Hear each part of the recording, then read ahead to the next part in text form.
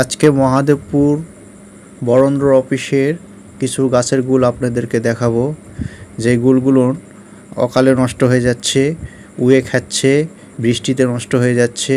দামি দামি সেই কাঠের গুলগুলো, সেই কাঠের গুলগুলো হচ্ছে আকাশমণি, মেহগনি এবং ইউক্যালিপটাসের।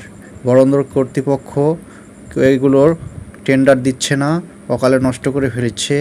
এজন্য বরেন্দ্র কর্তৃপক্ষের কাছে অনুরোধ, গাছগুলো টেন্ডার জরুরিভাবে দেওয়ার জন্য। এটাও তো দেশের সম্পদ। এমনি দেশে অর্থনৈতিক দিক দিয়ে দেশ অনেক সংকটে আছে, আর এগুলো তো যেটুকুই টেন্ডারে বিক্রি হবে কিছু না কিছু তো সরকারের ফান্ডে জমা হবে। কিন্তু বরেন্দ্র অফিস সেটা গুরুত্ব দিচ্ছে না কেন? অকালে নষ্ট করছে, যে মাটি চাপা দিয়ে রাখছে ধারে গাছের গুলের উপর। আবার কিছু কিছু গুল নষ্ট হয়ে যাচ্ছে, খড়ি হয়ে যাচ্ছে।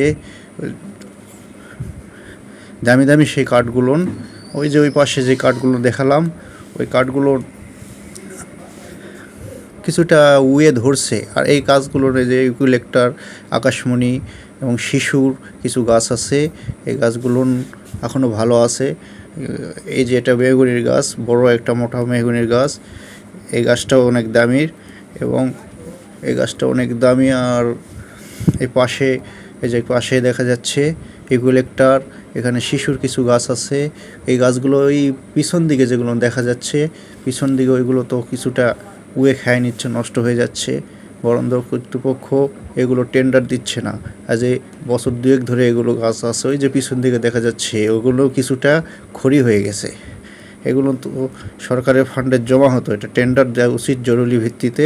আপনারা একটু যদি গুরুত্ব দিতেন তাহলে এটা টেন্ডার জরুরিভাবে হতো এবং সরকারের ফান্ডে কিছু টাকা জমা হতো।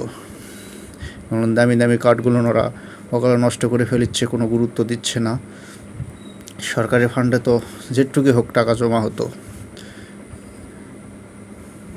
এখনও কাঠগুলো কিছুটা ভালো আছে, সবগুলোর খড়ি হয় নাই।